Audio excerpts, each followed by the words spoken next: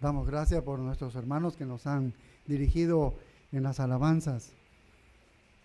Y hermanos han hecho posible donando, ofrendando las carpas y también los ventiladores, ha hecho que estemos un poquito más frescos. Ahora, no esperemos que sea como el aire acondicionado, pero estamos un poquito más frescos. Gracias a Dios por ello.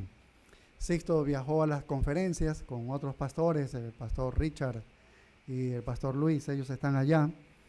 De manera providencial le ha tocado dar clases de la escuela dominical como lo hace aquí con nosotros, le ha tocado allá en el Ministerio Hispano, así que según el horario todavía no da, así que ya mismo después de una hora creo que le toca dar según los horarios con que tenemos allá. Oramos por él y que le vaya, sea de mucha bendición a todos ellos allá en las conferencias.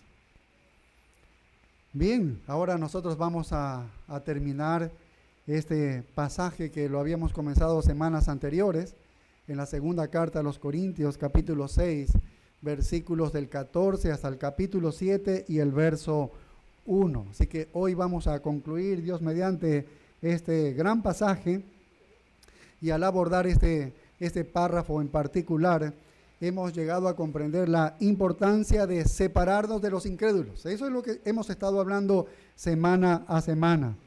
Dios ha llamado a un pueblo santo, es decir, a la iglesia. Y el versículo que resalta en todo esto es el verso 14. ¿Recuerdan? Segundo a los Corintios 6, 14, que dice: no os unáis en yugo desigual con los incrédulos.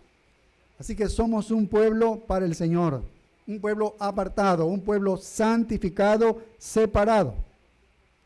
Y quisiera que veamos, comenzando el día de hoy, veamos una visión, una perspectiva histórica para que podamos comprender que Dios siempre ha llamado a su pueblo a separarse completamente de toda forma de religión falsa. Siempre lo ha hecho el Señor. ¿Por qué? Por el bien de su fidelidad, por el bien de su pureza, por el bien de la propia gloria de Dios, por el bien de su nombre, por el bien de su verdad. Es que la religión falsa destruye la fe de muchos. Eso le dice Pablo a Timoteo. Se alimenta de forma destructiva la falsa religión. Es como una gangrena espiritual, por lo que Dios siempre ha llamado a su pueblo a la separación.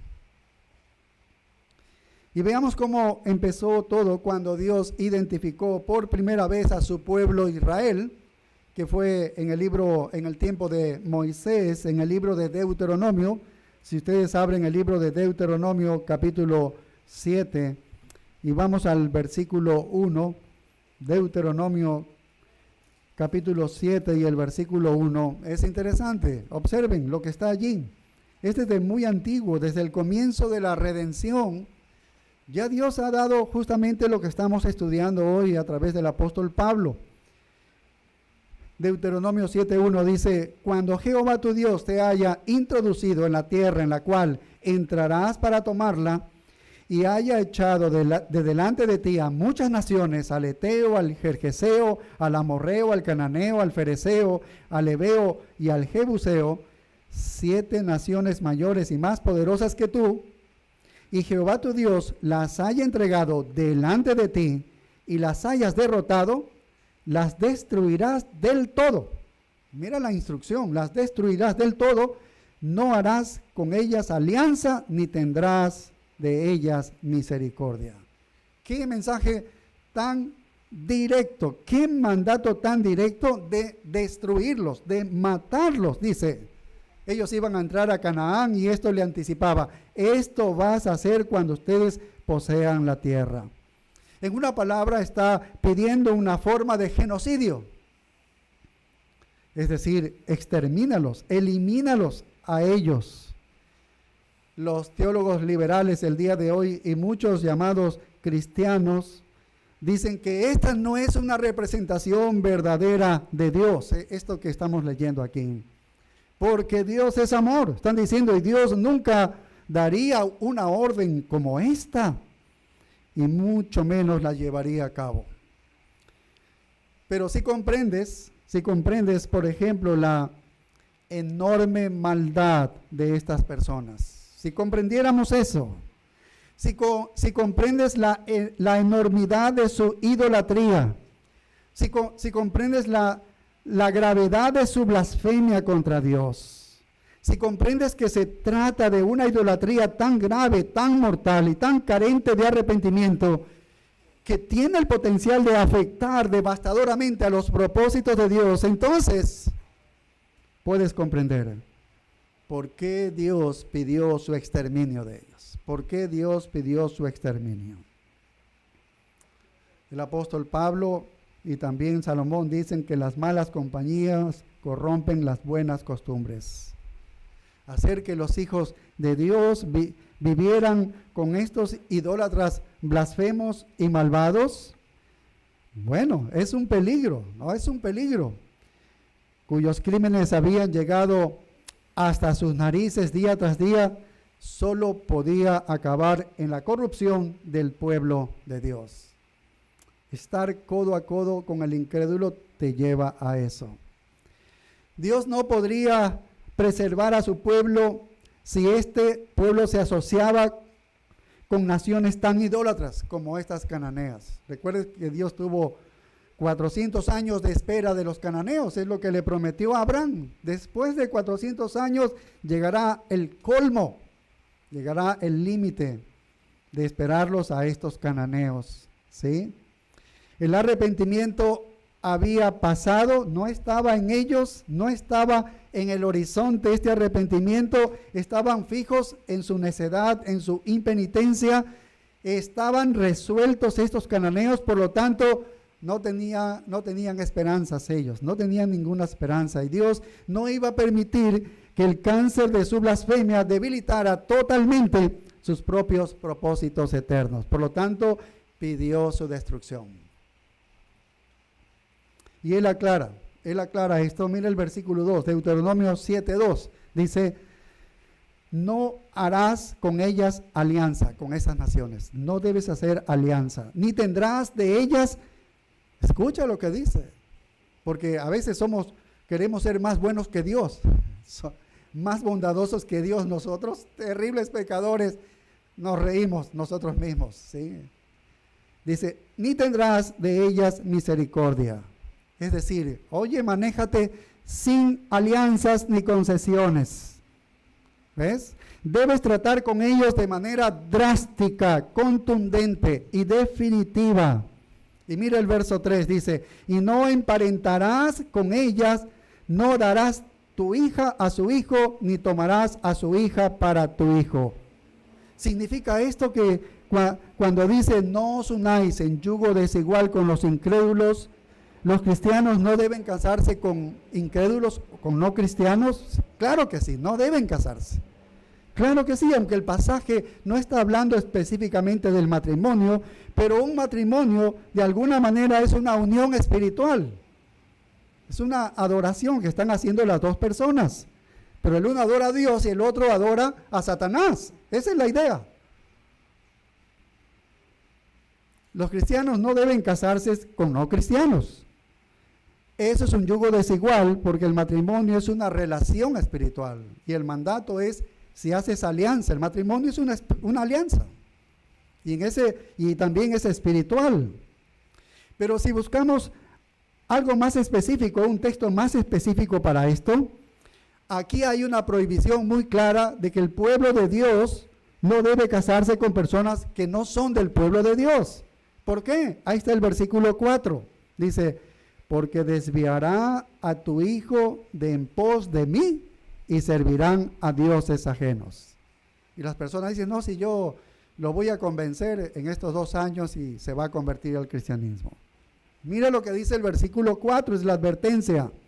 Cualquier alianza, cualquier compromiso, cualquier matrimonio mixto alejará a tus hijos de seguirme para servir a otros dioses. Tal como le sucedió a Salomón, que lo estudiamos la semana anterior, ¿recuerdan? O hace algunas 2 semanas, ¿sí? Y entonces sigue diciendo el verso 4, y el furor de Jehová se encenderá sobre vosotros y te destruirá pronto. Así que no puedes permitirte ningún tipo de compromiso. Debes exterminar a esas personas o te van a influir de forma devastadora. No puedes mezclarte con ellas en una empresa espiritual. No se puede hacer sin que haya resultados trágicos. Mire el verso 5. Mas así habéis de hacer con ellos. Sus altares destruiréis y quebraréis sus estatuas y destruiréis sus imágenes de acera. Es decir, todos esos lugares y objetos de su culto, del culto idolátrico de los cananeos. ¿Y qué más dice? Y quemaréis sus esculturas en el fuego.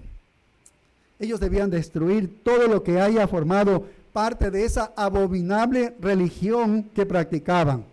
Debían hacerlo. Hay que eliminar todo rastro de él porque el riesgo de contaminación espiritual es muy alto. Saben que este pasaje que estamos estudiando, leyendo aquí en este momento, se convirtió en un mandato específico para los reformadores escoceses. John Knox fue la fuerza impulsora en la fundación del presbiterianismo escocés. Fue un tremendo predicador del evangelio. John Knox atacó la religión falsa, pero lo hizo con saña, literalmente de Deuteronomio. Estos reformadores escoceses persiguieron, imagínate, todos los edificios, todas las construcciones que quedaban del terrible culto romano. Los que amaban la arquitectura deben haber sufrido mucho, ¿no? Y los destruyeron todos. Y la máxima de John Knox era: derriba los nidos y las aves desaparecerán.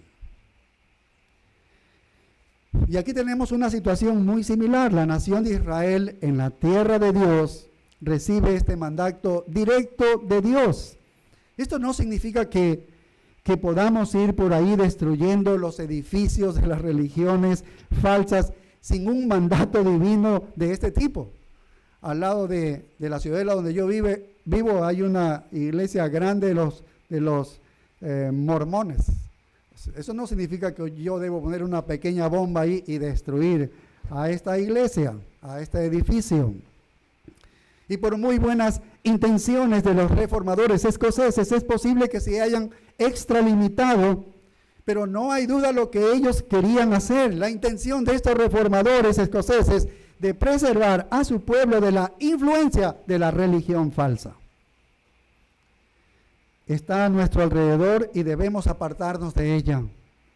Ahora Dios da la razón. Mira el verso 6. Porque tú eres pueblo santo. Por eso, tú eres pueblo santo. Y la palabra santo sabemos que significa separado, santificado, apartado.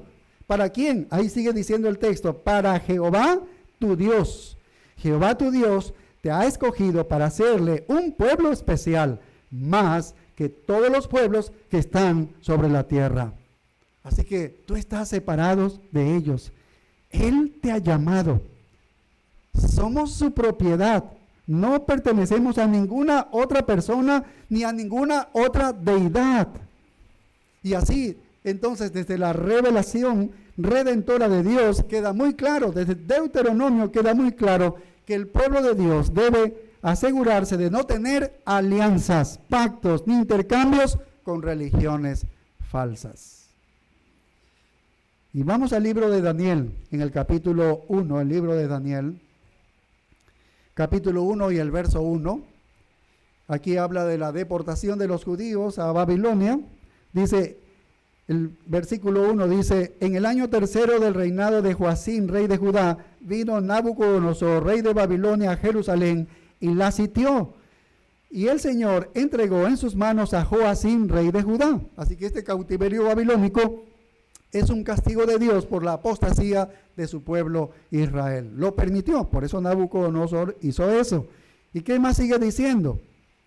Y parte de los utensilios de la casa de Dios, los utensilios de la casa de Dios, que son cosas santas, y los trajo a la tierra de Sinar, a la casa de su Dios. Nabucodonosor hizo eso, a su Dios, y colocó los utensilios en la casa del tesoro de su Dios. para estos idólatras como Nabucodonosor y los babilonios, no tenían ningún problema en mezclar los dioses, mezclar los cultos y los vasos y ponerlo donde otro dios que ellos tenían. Ellos no tenían ningún problema, pero para Dios sí es un gran problema. Lo hemos estudiado las semanas anteriores.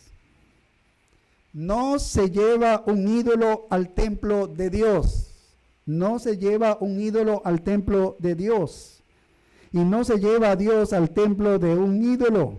Recuerdan lo que estudiamos. Los filisteos se llevaron el arca del pacto a sus lugares de adoración. Hubo una deportación inicial. En realidad el cautiverio babilónico se realizó en 3 etapas. La primera deportación inicial está en el versículo 3. Dice así: y dijo el rey a Aspenaz, jefe de sus eunucos, que trajese de los hijos de Israel. Esa es la primera deportación en el año 606 a.C., que incluía en esta deportación ¿qué personajes? Del linaje real de los príncipes, muchachos en quienes no hubiese tacha alguna y de buen parecer, enseñados en toda sabiduría, sabios en ciencia y de buen entendimiento e idóneos para estar en el palacio del rey, y que les enseñase las letras y la lengua de los caldeos. ¿Qué quería entonces Nabucodonosor al llevarse a los líderes de la élite de la nación, a todos estos jóvenes que eran dotados y capaces? Quería lavarles el cerebro con la cultura caldea, ya que necesitaba a alguien que administrara los asuntos judíos. Ellos esperaban que uno así salga, lavado el cerebro, y vaya y gobierne a los propios judíos que lo podían entender, a sus judíos. Ahora mira, al final del verso 4 se observa que la idea era enseñarles, porque dice las letras y la lengua de los caldeos. Esta es la literatura de los caldeos. Oye, esta es la teología de ellos. No se puede separar su cultura de su religión, ¿entiendes? Si tú quieres estudiar la cultura de cualquier nación, entonces esa es su religión. Vas a su religión y tú sabes que ahí está su cultura. Su religión era su cultura. ¿Y cuál era la cultura de estos babilonios? Bueno, la magia, la hechicería, el encantamiento, los presagios, las oraciones, los himnos a diferentes deidades, la multiplicidad de deidades que ellos tenían, todo tipo de leyendas sobre las deidades, una teología muy compleja, totalmente ajena a la verdad y ajena al Dios verdadero. Esa era la cultura de ellos, esa era su teología, su cultura. Y querían que estos jóvenes entonces olvidaran a Jehová, se olvidaran del Dios vivo y verdadero, y que adoraran ahora a la Trinidad que ellos tenían, que era Anu, Enil y Ea. Una Trinidad que ellos tenían. Además, querían cambiar su estilo de vida y atraerlos hacia el culto pagano. Eso es lo que ellos querían, ¿no? Mira el verso 5. Y le señaló el rey ración para cada día de la provisión de la comida del rey y del vino que él bebía, y que los criase 3 años, para que al fin de ellos se presentasen delante del rey. ¿Tenían algún problema en comer esta comida buena? No, porque estos eran nobles, hijos de príncipes de Israel. Así que las cosas exquisitas que le pusieron, ellos lo habían comido, seguramente allá en Judá. Así que no era eso por lo que rechazó Daniel y sus 3 amigos esa comida. ¿Sabes por qué era? Porque esa comida había sido ofrecida a banquetes idolátricos, como lo descubrimos, o Pablo lo descubrió en los Corintios. La comida y la bebida en los banquetes idolátricos formaba parte de la celebración de sus servicios religiosos. Y eso es lo que sabía Daniel y sus amigos. Así que esta comida provenía del rey, era una comida dedicada a deidades. Así que no es que había algo malo en la comida, pero ellos estarían entregando, en palabras de Pablo, a las mesas de los demonios. Lo mismo que Pablo les dice a los corintios. Estás participando de ello, estás en ese culto y comiendo la comida de ellos en ese culto, porque al final la comida la puedes comer en cualquier lado. No preguntes si ha sido ofrecida a los ídolos. Es una comida. No existen ídolos, pero si estás en un culto, estás adorando a los demonios. Ese es el problema. Y mira el verso 8. Y Daniel propuso en su corazón no contaminarse con la porción de la comida del rey, ni con el vino que él bebía. Pidió por tanto al jefe de los eunucos que no se le obligase a contaminarse. Ese contaminarse significa manchar. Una palabra hebrea que significa manchar o contaminar. Así que él quería hacer todo lo posible para evitar este compromiso. Todo lo posible para desvincularse de la falsa actividad religiosa. No quería ser parte de una idolatría, de una religión falsa, porque él solamente adoraría al Dios vivo y verdadero. Y sabes, Dios le concedió. Mira el verso 9. Y puso Dios a Daniel en gracia y en buena voluntad con el jefe de los eunucos. Así que Dios los honró a todos ellos, a todos estos jóvenes. Y cuando pasaron los 3 años, tenían mejor salud y mejor intelecto que todos los demás. Así que Dios bendijo por su espíritu intransigente, su espíritu de preservar la verdad. Recuerda que Satanás siempre intentará contaminar la verdad, la verdadera religión, arrastrando al pueblo de Dios a que hagas alianzas impías con esta religión falsa. Siempre lo va a intentar. Y lo vemos a través de la historia de la iglesia y a través de nuestros días. Debemos separarnos completamente de todas las formas de religión falsa. Lo mismo que sucedió en Deuteronomio y aquí con Daniel, lo aborda el apóstol Pablo en nuestro texto de la segunda carta a los Corintios, capítulo 6. Los corintios hacían precisamente esto, acudían a la mesa del Señor y a la mesa de los demonios. Iban y se relacionaban con las prostitutas en el templo de Afrodita, porque esa era su vida anterior. Iban a los festivales, ceremonias, celebraciones, y luego venían a la mesa del Señor, venían a la iglesia, a la mesa del Señor, incluso invitaban a falsos maestros a la iglesia y los escuchaban y les creían a estos falsos maestros. Estas son alianzas blasfemas. Por lo que Pablo entonces dice categóricamente en el verso 14, segunda a los Corintios 6:14, no os unáis en yugo desigual con los incrédulos.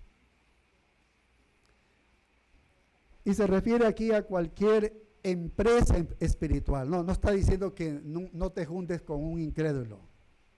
No está diciendo que no comas con el incrédulo, no está diciendo eso. No te juntes en ninguna empresa espiritual, porque esto se propaga como gangrena. No puedes exponerte a eso sin sufrir efectos devastadores.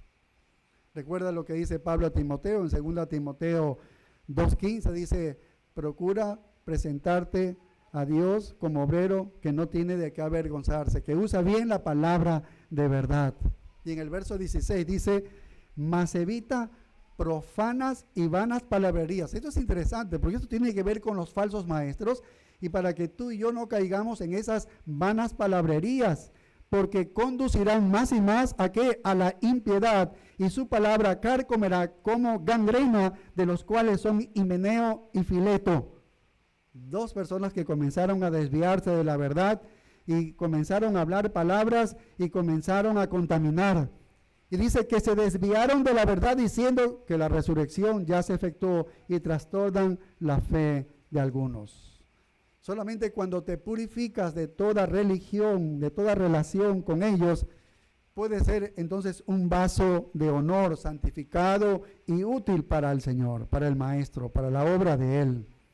Más abajo, Pablo les dice a Timoteo y a todos, el consejo es huye de las pasiones juveniles, pero desecha las cuestiones necias e insensatas. Esos son de los falsos maestros. Huye de los falsos maestros, huye de la falsa religión. No debes sentarte en algún lugar donde se predique una falsa enseñanza. No te expongas al error. Eso es lo que está diciendo. No es que yo voy a ir a la iglesia de Cash Luna. Y aquí hay algunas cereales de Cash Luna aquí en nuestro Guayaquil, cerca de por aquí. ¿Sí? No es que yo voy a ir a darme cuenta bien. No te expongas, dice.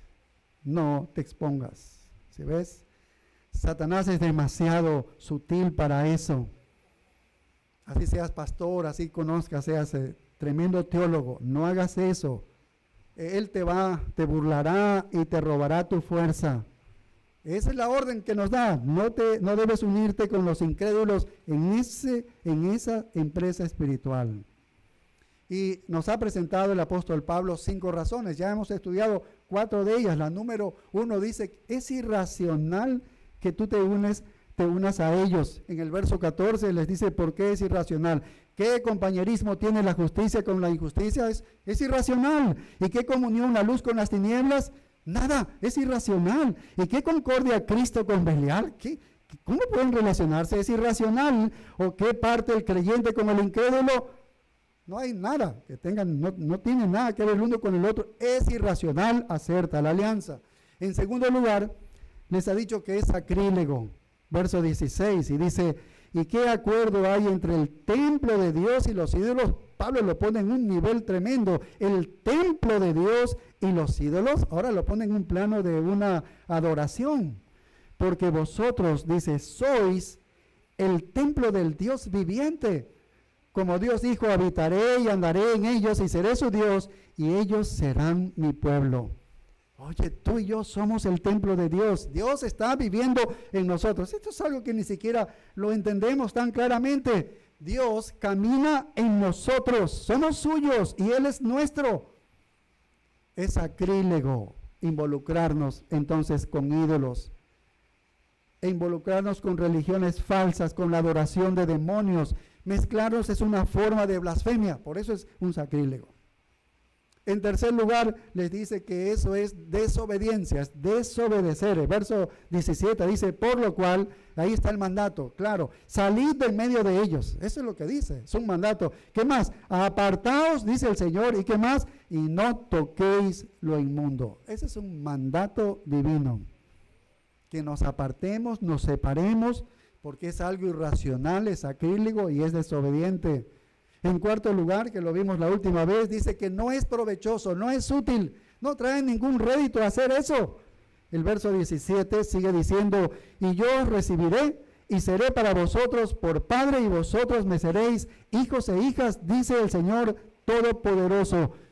No hacerlo sería privarnos de todas estas bendiciones que estamos leyendo en el versículo 17. Hay una tremenda bendición, hay una recompensa inmensa para el cristiano que no cae, que no cede a hacer estas alianzas, que está allí fiel. Así que debemos repudiar todas las alianzas religiosas y espirituales contaminantes con las tinieblas, la ilegalidad, el pecado y Satanás. O perderemos, ¿qué cosa? Los gozos de esta comunión obediente. E incluso alguien que continuamente se involucra en tales alianzas, puede estar revelando que después de todo ni siquiera es un hijo de Dios, tal vez no es un hijo de Dios, y que nunca ha sido realmente liberado de sus pecados. Pero sin duda, los que somos hijos de Dios, entendemos esto, sabemos que si somos hijos de Dios, entonces debemos comportarnos como tales, como hijos de Dios, separados de todo tipo de alianza espiritual con la falsa religión. Y finalmente es lo que vamos a ver, no es tan largo lo que vamos a estudiar, es el último punto, está en el capítulo 7 y el versículo 1. La última razón por qué no debemos hacer una alianza con los incrédulos. Porque es ingrato, porque esto es ingratitud. Mira el capítulo 7, verso 1, dice, así que, amados, puesto que tenemos tales promesas, limpiémonos de toda contaminación de carne y de espíritu, perfeccionando la santidad en el temor de Dios. Este es un tremendo versículo. Podríamos predicar en realidad algunas ocasiones solamente del tema de la santidad. Pero aquí Pablo nos está dando un motivo final para obedecer este mandamiento de separarnos de los incrédulos en una asociación religiosa, porque es justamente en ese plan, en ese sentido que nos está diciendo que debemos separarnos de ellos. ¿Cuál es el motivo final? ¿Cuál es el motivo final? Las promesas de Dios, dice el texto. Las promesas de Dios. En otras palabras, no está apelando al mandamiento aquí. Podría decir, oye, es una orden y una orden de Dios, tienes que hacerla. Podría motivarnos desde ese ángulo de la obediencia, simplemente. Pero no, Pablo no utiliza la obediencia aquí cuando termina esto. Él está apelando a las promesas.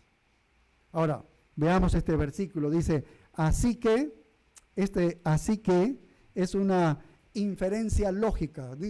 Podemos poner también la palabra por lo tanto. En otras versiones es por lo tanto. Es decir, en consecuencia de todo lo que yo les he dicho, por lo tanto, o así que, después de que les he dicho todas estas verdades, dice, amados, puesto que tenemos tales promesas, limpiémonos. Eso es lo que está diciendo el apóstol Pablo aquí. En otras palabras, aquí no está apelando al mandato, sino que está apelando a la promesa. Está apelando a la promesa. Dice, puesto que tenemos tales promesas. Ahora, Pablo ha dado mandamientos. Los hemos leído hace un momento. No os unáis en yugo desigual con los incrédulos. Ese es un mandamiento. En el verso 17, salid, dice, de en medio de ellos. Apartaos y no toquéis lo inmundo. Triple mandamiento allí, o uno solo. Está reiterando lo mismo, que debemos salir de ellos. Debemos obedecer estos mandamientos por un sano respeto al castigo de Dios si no lo hacemos, porque Dios entonces tendría que disciplinarnos si nosotros no lo hacemos. Pero el apóstol Pablo va más allá entonces de ser castigados por Dios para obedecer por eso, ¿no? Él llega a las promesas y por eso dice, amados, puesto que tenemos tales promesas. Entonces, las promesas se convierten en el motivo final, la motivación final para nosotros. Es decir, que las promesas deben suscitar en nosotros un amor, una gratitud, un agradecimiento. Eso es lo que está diciendo. O sea, por agradecimiento, por amor, por gratitud, debemos sentirnos abrumados por tanta generosidad de Dios, por tremendo privilegio que nos ha concedido de manera tan misericordiosa a cada uno de nosotros. Tanta misericordia derramada. Cada día sigue derramando misericordia. ¿Hemos pecado hoy día? Seguro que sí. Ya han pasado algunas horas de este día. Ya hemos pecado seguramente en algún pensamiento equivocado, erróneo. Y Dios, si fuese justo, ya nos hubiese fulminado entonces. La paga del pecado es muerte, pero su misericordia la extiende. Todavía quiere que cambiemos. Nosotros cristianos quisiera que nos santifiquemos, que nos parezcamos más a su Hijo Jesucristo. Muchas misericordias derrama el Señor para nosotros. Nos ha dado una bendición tan grande, que es la salvación. Entonces, cuando leemos que somos el templo del Dios viviente, ¡ay, qué tremendo privilegio! Y Dios dice, habitaré en ellos y caminaré entre ellos. Oye, el Dios creador del universo habita en nosotros, es algo que nuestra mente no puede entender. Porque el apóstol Pablo mismo dice en una predicación, Dios no puede ser ubicado en un lugar y pueda ser adorado porque ni los pies entran en esta tierra para adorarlo a Él. No, ningún templo le puede a Dios. Él está por encima de todo. Y dice que Él está morando en nosotros. ¿Tú puedes entender lo que significa eso? Qué privilegio tan grande que Dios nos está dando a nosotros. Seré su Dios, dice, y ellos serán mi pueblo. Dice, os acogeré, seré un padre para vosotros y vosotros seréis hijos e hijas para mí. Esas son las promesas que está hablando aquí el texto. Pablo está hablando de estas promesas. Las había dicho anteriormente a todas esas promesas. Hay 7 promesas allí, en este texto que estamos estudiando. Dios morará en nosotros, que Dios caminará entre nosotros, que Él será nuestro Dios, que tú y yo seremos su pueblo, que Dios nos abrazará, dice, nos recibirá con un abrazo. Estudiamos lo que significa os recibiré. ¿Recuerdan? Es brazos abiertos y así es como Dios nos está recibiendo y será nuestro Padre y nosotros seremos sus hijos. 7 promesas tremendas de Dios. Y cuando comprendemos esas promesas, ¿cómo podemos hacer menos que purificarnos de toda contaminación? ¿Cómo no lo haríamos? Es un llamamiento que está apelando entonces a la bondad y a la misericordia de Dios. No es diferente al llamamiento que el apóstol Pablo hace en la carta a los Romanos, capítulo 12 y el versículo 1. Lo debe saber de memoria usted. Os ruego, ¿por qué? Por las misericordias de Dios, que presentéis vuestros cuerpos como sacrificio vivo y santo. Ahí está, apartarte. ¿Sí? Está llamando a la separación. ¿Sí ves? Y santo significa separado, agradable a Dios, que es vuestro culto racional. Y el verso 2 en Romanos 12:2 que dice, no os conforméis a este siglo, sino transformaos por medio de la renovación de vuestro entendimiento. ¿Y cómo renuevo mi pensamiento? Por medio de la lectura y el estudio de la palabra, para que comprobéis cuál sea la buena voluntad de Dios, agradable y perfecta. ¿Y sobre qué base? ¿Sobre qué base? Por las misericordias de Dios. Esa es la base. ¿Cómo es que yo debo desear hacer eso? ¿Cómo yo debo desear santificarme? ¿En base a qué me voy a santificar? Porque me conviene. Porque es un mandato. Y Pablo va más allá y dice, por las misericordias de Dios debes hacerlo. ¿Qué son estas misericordias de Dios? Todas las cosas misericordiosas que Él proporciona al pecador en la salvación. Todo lo que Pablo está hablando en Romanos, en este caso, desde el capítulo 1 hasta el capítulo 11. Todas esas bendiciones abundantes sobre la base del amor soberano que Dios ha tenido contigo, por su propósito predestinado que ha tenido contigo. No tiene que ver incluso ni con tu conducta, sino que Él ya te ha predestinado desde antes de la fundación del mundo, sobre la base del llamado del Evangelio de Dios. Se te predicó el Evangelio y fuiste llamado, sobre la base de la justificación que lo ha hecho en Cristo Jesús, sobre la base de la regeneración de Dios en tu vida, que lo ha hecho por medio del poder del Espíritu Santo, sobre la base de que Dios te ha concedido el Espíritu Santo y te ha dado una herencia con los santos para que seas coheredero con Jesucristo. Sobre la base de este don de Dios o esta promesa del cielo, la vida eterna, la esperanza de la vida eterna, esa seguridad para nosotros. Así que sobre la base de todo eso, que son las promesas de Dios, de todas estas misericordias, y misericordia en el sentido de que no merecen ninguna de ellas. Ninguna de ellas merecemos, ninguno de nosotros. Tú no las mereces, ni yo las merezco en absoluto, porque somos malvados pecadores. Es en base a esas misericordias. Sobre la base de todo eso, ¿no puedes al menos vivir una vida separada? Ese es el llamado, esa es la apelación que hace el apóstol Pablo. Si no lo haces, si no lo hacemos, caeríamos en la ingratitud abierta, una tremenda ingratitud abierta hacia Dios. Seríamos totalmente ingratos por todo lo que Él nos ha abundado, por todas las promesas que nos ha dado, y nosotros no nos interesa, como si lo mereciera. Le hago a Dios allí, yo quiero vivir como yo quiero. Y Pedro hace la misma petición en su segunda carta de Pedro 1:3, cuando él dice, como todas las cosas que pertenecen a la vida y a la piedad, es decir, la vida cristiana, todo lo que pertenece a la vida cristiana, ¿qué es lo que yo necesito para vivir la vida cristiana como corresponde? Nos han sido dadas, dice, por su divino poder, el mismo poder de Dios, mediante ¿qué? El conocimiento de aquel que nos llamó por su gloria y excelencia, que este es Jesucristo. Por Él entendemos todo esto, por medio de las cuales nos ha dado preciosas y grandísimas promesas, para que por ellas llegaseis a ser participantes de la naturaleza divina, habiendo huido de la corrupción que hay en el mundo a causa de la concupiscencia. Hasta Pedro dice, corrimos de esa pecaminosidad de ese mundo, dice.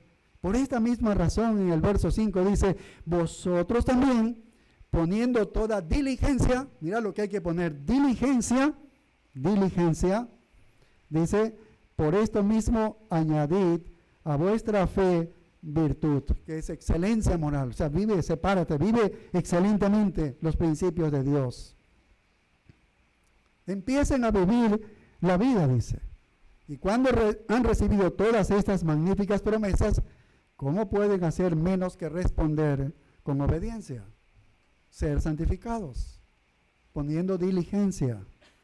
Y eso es exactamente lo que tenemos aquí, regresando a nuestro texto de segunda carta a los Corintios 7 y el verso 1, cuando dice, amados, puesto que tenemos tales promesas. Y ese amados es un término amoroso que Pablo utiliza para referirse a las personas. Pero mira, aparte de que se refiere a las personas, él está estableciendo un límite de quienes son partícipes de estas promesas.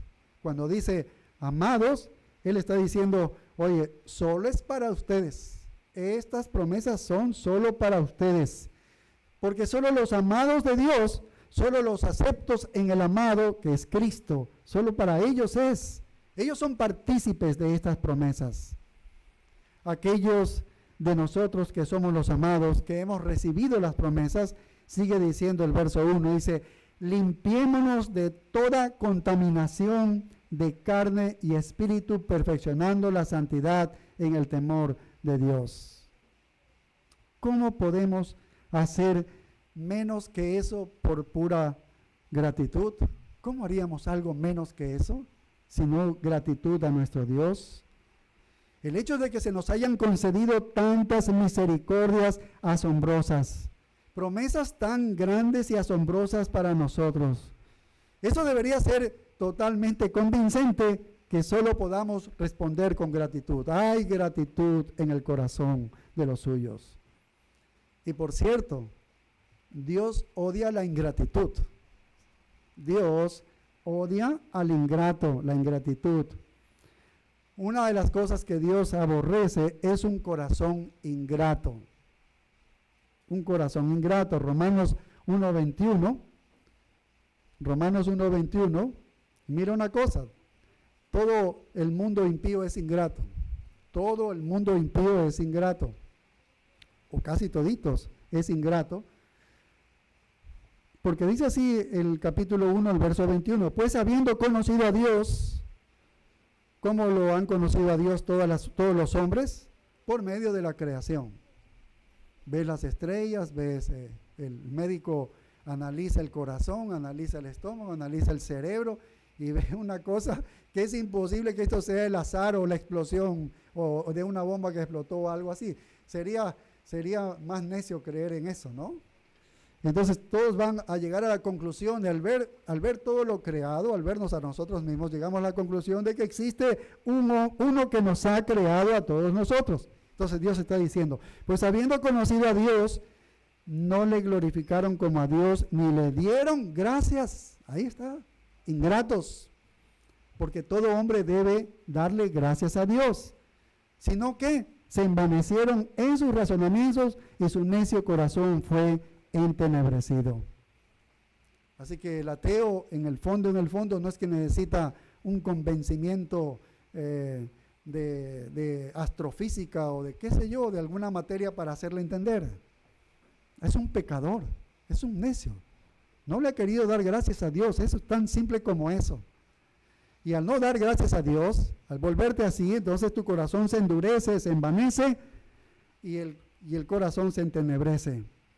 Y Dios juzga a los hombres porque no le honraron como a Dios. Los va a juzgar de esa manera, ¿ves? Su ira se derrama sobre ellos porque no fueron agradecidos. No le agradecieron. Nos has creado, te debo la vida. Algo se debe agradecer a Dios. No necesitas ser creyente para ser agradecido a Dios. Solo eres un ser creado en este mundo para darle gracias a Dios.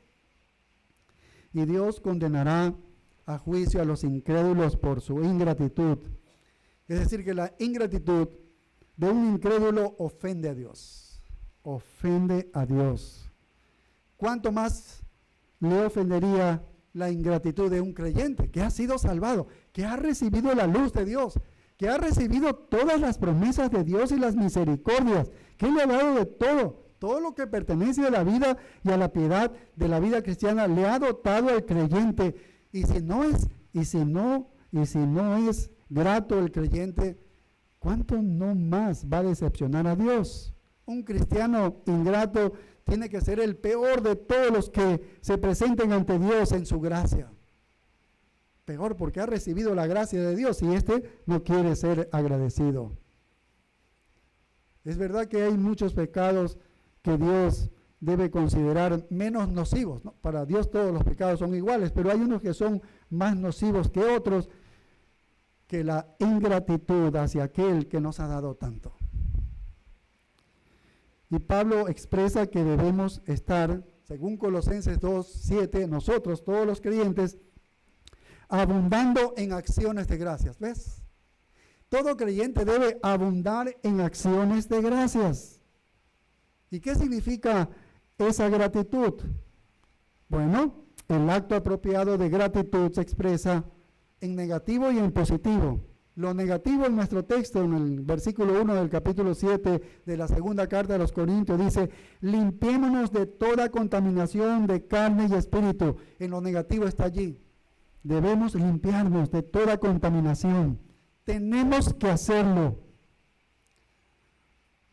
Por supuesto que la obra de purificación es obra de Dios, pero no ocurre sin nosotros. ¿Entiendes? Es algo que es difícil de entender. El único que puede santificarte y limpiarte de toda inmundicia es Dios, es el único.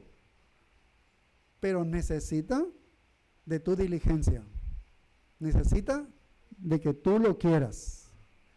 Y cuando has sido santificado, nunca podrías decir fue por mí. Solo Dios puede santificar, pero necesita de tu voluntad en todo, allí. Mira Filipenses, vamos a Filipenses, ponga este texto allí en su Biblia. Filipenses capítulo 2 y el versículo 12.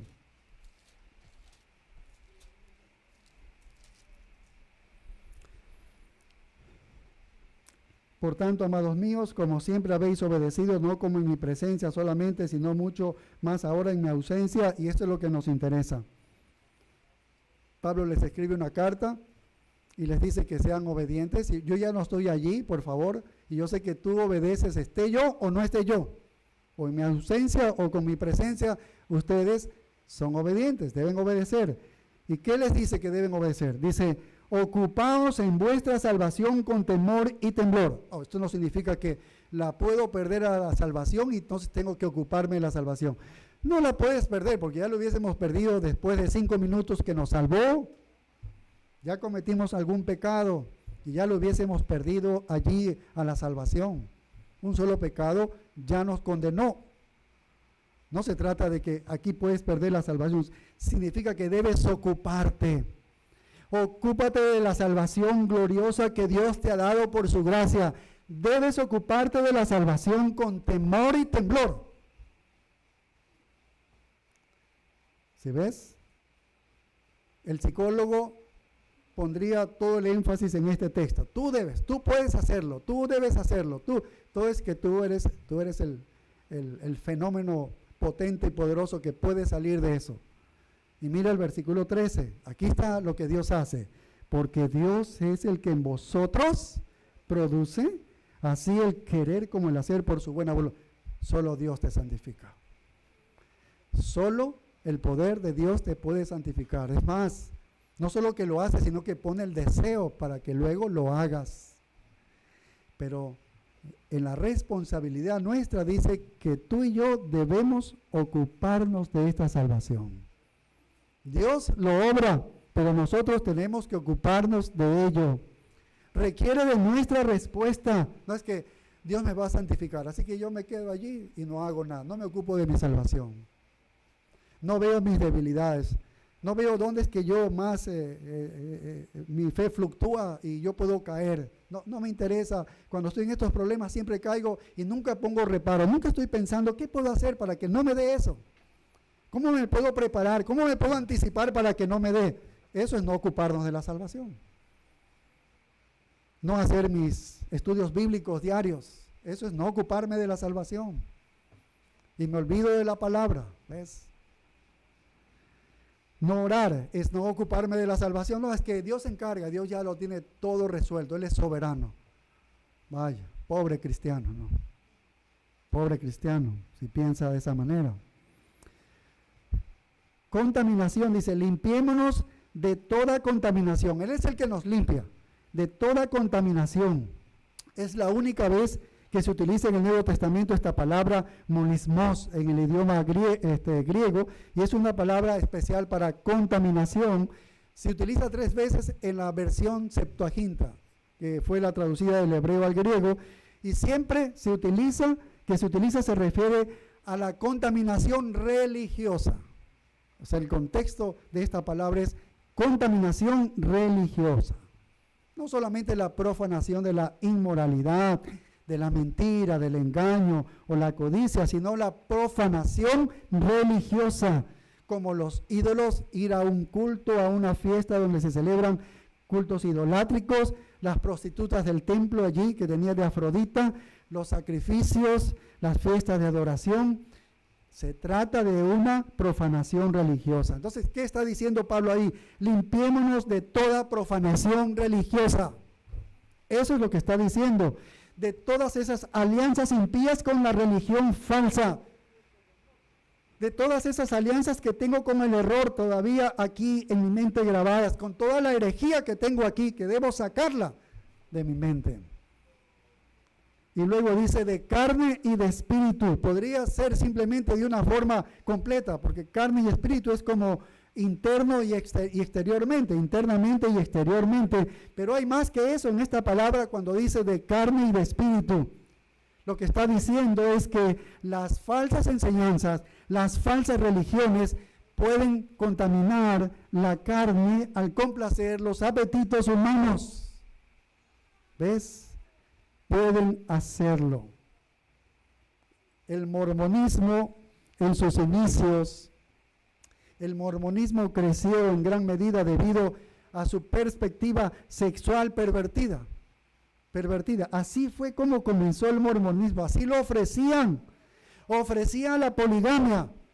¿A qué incrédulo no le interesaría así? Que vive dominado bajo sus deseos. Es una excelente manera de atraer a una multitud de hombres lujuriosos a esta religión.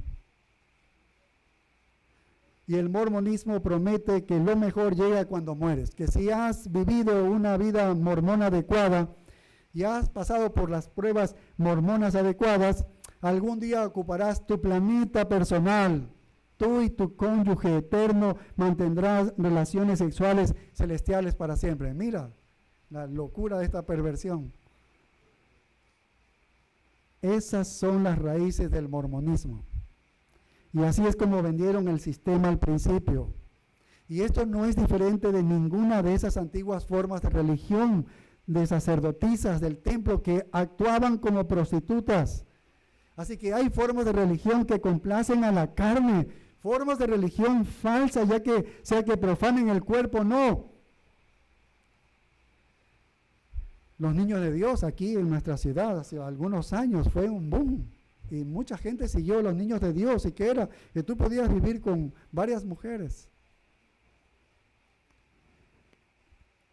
Así que algunos cristianos podrían decir, por ejemplo, en la iglesia de Corinto, mira, la verdad es que yo voy a esas fiestas idolátricas, estos cultos de ellos, que mi suegra pues es la que me dice, si no mi matrimonio va mal, entonces yo tengo que ir por mi suegra ya para mantener mi matrimonio en armonía. O toda mi familia está involucrada en eso, entonces yo quedaría a un lado si yo no les acompaño a estas fiestas idolátricas. Yo no como nada, pues me lo llevo para la casa, así dice. Y cosas como esas, es una idea bonita, pero la realidad es que la religión falsa contamina la carne y el espíritu. Va más allá de los apetitos humanos y llega a la mente. Y por eso aquí tienen que ver los falsos maestros. Llega a la mente, contamina el entendimiento, el pensamiento y la verdad. Incluso si un cristiano pudiera evitar la contaminación de los pecados carnales al asistir a un culto falso, no puede permitirse exponer su mente a las mentiras de Satanás. Por eso es letal que te expongas a la enseñanza de un falso maestro. Porque aún su cuerpo puede escapar de la contaminación inmediata, su mente quedará contaminada. Si tu cuerpo sale ileso, tu mente puede no salir ilesa y puede salir ensuciada de ideologías diabólicas y las blasfemias que atacan la pureza de la verdad divina y blasfeman contra el nombre de Dios. Y después lo que tú piensas es lo que tú vives. Tu teología es la manera en que tú vives. Si yo veo la manera en que tú vives, yo sé cuál es tu teología. Es importante cuidar la mente y los pensamientos. ¿Ves? Por eso es que no nos debemos exponer a una falsa enseñanza. Entonces dice, limpiémonos de toda contaminación de carne y de espíritu. Y aquí viene la parte positiva. Dice, perfeccionando la santidad en el temor de Dios.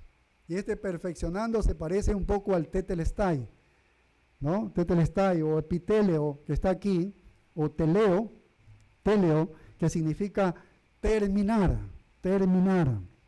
Jesús usó esta palabra cuando él dijo, todo está consumado.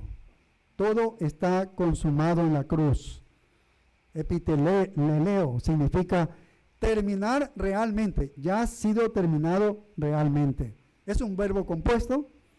No solo empezar, sino completar.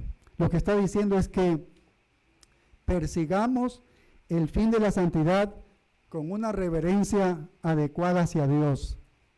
Pero debemos perseguir la santidad. ¿Qué es la santidad?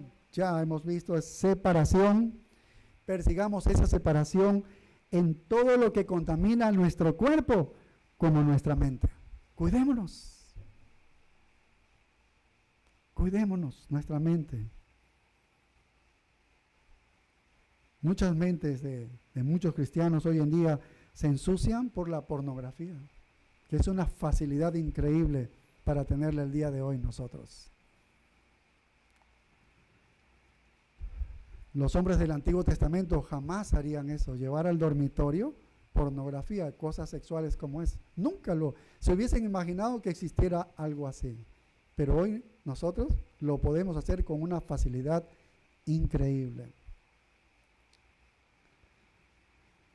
Y eso quiso decir Pablo cuando dijo, persigo la meta del premio al llamamiento celestial. ¿Cuál es el premio a ese llamamiento celestial?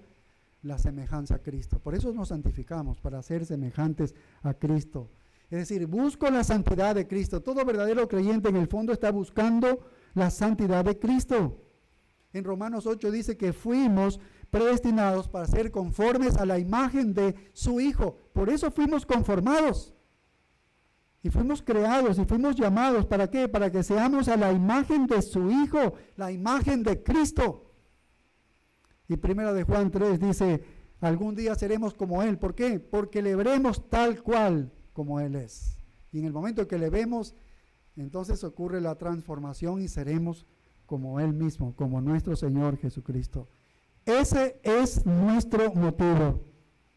Por una reverencia a Dios, por adoración a Dios. No significa que le tengamos miedo a Dios, no significa eso, sino que le tenemos un respeto santo y saludable. Y sabemos que Él es un Dios santo, y si le pertenecemos a Él, debemos ser un pueblo santo.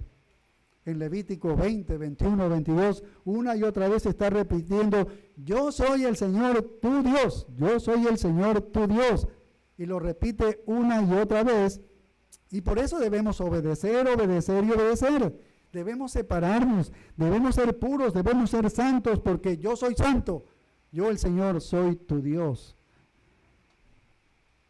El Señor dice, si te identificas conmigo, entonces debes identificarte con la santidad, porque yo soy santo. Si tú dices que tú eres mi hijo, si te identificas conmigo, debes identificarte con la santidad. Si me honras, si me amas, buscarás la santidad. ¿Ves? Mateo 5:48, En el Sermón del Monte, el Señor Jesucristo dijo: sed pues perfectos como vuestro Padre que está en los cielos es perfecto. Eso es lo que debemos buscar, la perfección. No vamos a ser perfectos aquí en esta vida, pero buscar la perfección es buscar ser como Cristo, santos, ¿sí? Pero estamos en ese camino, ¿sí? Bien, lo hacemos por reverencia, ¿no?, a Dios, y como un acto de acción agradecida buscamos esa santidad. Así que, en definitiva, desobedecer este mandamiento es un acto de ingratitud. Es como si somos desagradecidos a Dios, pero no queremos ser así. No quisiéramos ser así. Como Dios nos ha concedido promesas tan magníficas, nos purificamos de toda contaminación religiosa, nos separamos completamente y buscamos esa separación que es característica de Dios, que está completamente separado del mal y de toda enseñanza falsa.